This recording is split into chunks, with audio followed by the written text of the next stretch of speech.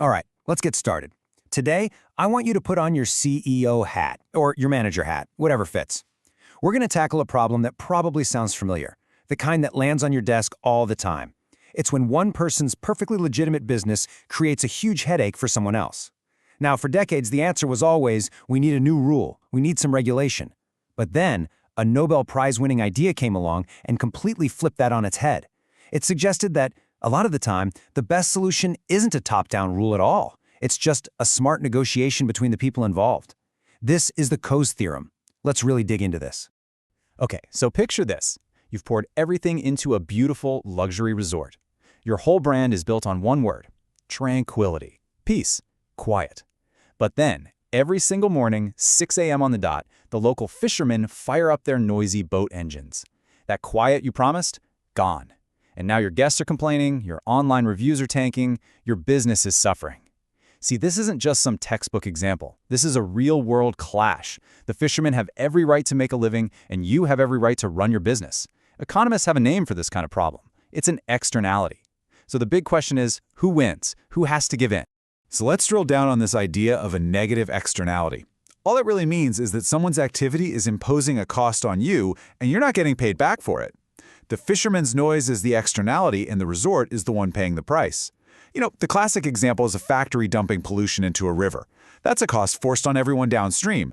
But for you, the resort manager, this isn't abstract. This is a direct hit to your bottom line, right? We're talking lost bookings, bad reviews, real financial damage. And here's the tricky part. How do you solve this? You can't just shut the fishermen down. I mean, they're part of the local culture, maybe even part of the reason your guests come in the first place. Okay, so this is where Ronald Coase's thinking really changes the game. See, our first instinct, our gut reaction, is to blame the fishermen, right? They're making the noise. They're the problem. But Coase would stop us right there and say, nope, you're looking at this all wrong. He'd argue the problem isn't the noise. The problem is that nobody owns the quiet. Think about that for a second. The real issue here is a missing property right. Who actually has the legal right to control the sound in this area? Is it the resort? Do they have a right to quiet? Or is it the fishermen who've been operating there for generations? Do they have a right to make noise? And Coase's big insight was that answering this question, the ownership question, is the absolute key to solving the whole thing. And that brings us right to the man himself, Ronald Coase. You have to understand, back when he was writing, the only answer anybody had for problems like this was government. Slap on a tax, impose a fine, write a new regulation. That was the playbook. But Coase came along with this really powerful, almost radical idea.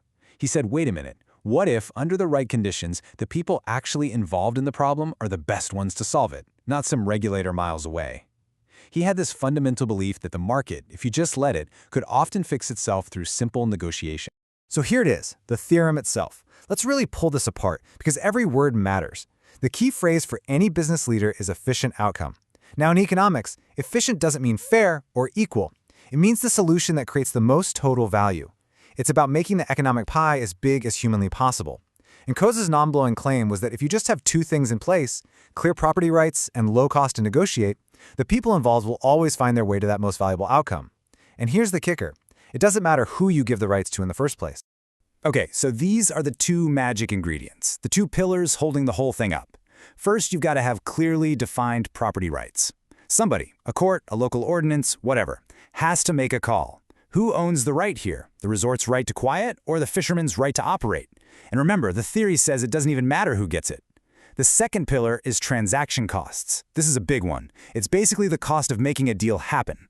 Think about lawyers' fees, the time spent in meetings, the hassle of even finding the right person to talk to. If those costs are super high, if it's going to take you years and a fortune in legal bills to strike a deal, well, then the deal just isn't going to happen. The whole thing falls apart. So let's see how this works with our resort.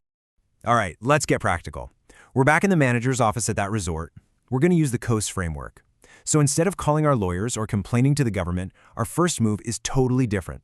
We're going to get the rights clarified, and then we're just going to talk. Okay, now pay close attention to this table, because this is the aha moment. Let's walk through it. Scenario 1, top row. A judge says the resort has the legal right to quiet. Simple. Now the ball is in the fisherman's court. If they want to make noise, they have to pay the resort. Let's put some numbers on it. Let's say the noise costs the resort $500 a day in lost business. And let's say the fishermen only make $300 a day from fishing that early. Are they going to pay the resort $500 for the right to earn $300? No way. It's a losing deal. So they don't fish at that time, and the quiet is preserved. Now, let's flip it. Scenario 2. The judge says the fishermen have the right to make noise. Now the tables have completely turned. The resort has to pay the fishermen not to make noise. The fishermen know they make $300 a day. The resort knows the noise costs them $500. So is the resort willing to pay, say, $400 for silence? Absolutely. And will the fishermen accept $400 to not do something that only earns them $300? You bet they will. And what's the outcome? Again, the quiet is preserved. This is the whole point. Did you catch that? In both cases, the result is exactly the same. We get quiet. And why? Because the quiet is worth more to the resort, $500, than the noisemaking is worth to the fisherman, $300. The resource, in this case the quiet, ends up with the person who values it the most. That is the efficient outcome. All that changed was the direction the money flowed. And this is the critical takeaway for any manager. Stop arguing about who's right and who's wrong. Your first job is to figure out who has the right to be at the negotiating table. Once you establish that, you can actually create value through a deal. Now, this all sounds beautifully simple. Maybe too simple. And you're right. The real world is always messier than the model. And the Coase Theorem's elegance runs into a very big, very real wall. And that wall is that second condition we talked about, transaction costs. So to see where this breaks down, let's just change the problem a little bit. Forget the fishermen. Imagine the problem is now trash on the beach, left by 5,000 different tourists every single month. Look at the comparison here. On one side, you have our original case, one resort, one group of fishermen. That's a negotiation you can actually have. But on the other side, it's one resort versus 5,000 individuals. That's not a negotiation. That's what we call a massive coordination problem. There's no single person to even talk to. I mean, just think about it. How would you even begin to negotiate with 5,000 separate people? The cost of just finding them, talking to them, writing up some kind of agreement, and then making sure they stick to it, it's impossible. It's astronomical. That right there is the definition of high transaction costs. You can't go around offering every tourist $1 not to drop their trash. The whole idea of a private bargain is just completely off the table. It's the exact same reason we can't solve city smog by having everyone on the street pay every single driver to pollute less. When you've got that many people involved, the transaction costs explode, and that's when you really do need some kind of regulation, like a fine for littering. So where does that leave us? What's the big takeaway for you as a manager or a leader? Well, it means the Coase Theorem isn't some magic bullet that solves everything, but it is an incredibly powerful tool for your toolkit. It's a new way of looking at problems, a new lens you can use to analyze almost any conflict you face. So, next time a conflict lands on your desk, before you jump straight to making a new rule for everyone, just pause and run through this little checklist. First, what's the actual conflict? Let's say the sales team is super loud and the engineers can't concentrate.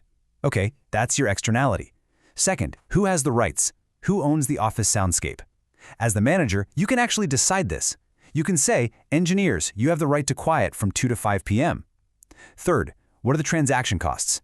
Well, here it's just 2 teams. You can get the 2 team leads in a room. Costs are super low. So fourth step, let them negotiate. Empower them to solve it themselves. Maybe sales gets a breakout room for their calls. Maybe engineering agrees the morning is allowed time. And only if that fails or if the problem involves hundreds of people, do you jump to step 5. You, the boss, lay down the law with a company-wide policy. So, I want to leave you with this one thought. Think about a problem on your plate right now. A turf war between 2 departments, an issue with a supplier, a dispute in your team. Are you automatically reaching for the regulation button? You know, the top-down, one-size-fits-all solution? Or is there a cohesion path? Is there a way to just clarify the rights and then step back and let the people involved figure out a smarter, more efficient solution on their own? Because what this theorem really teaches us is that a leader's most powerful move isn't always to be the judge who hands down a verdict. Sometimes it's just to be the one who clearly defines the playing field so the players themselves can figure out how to win.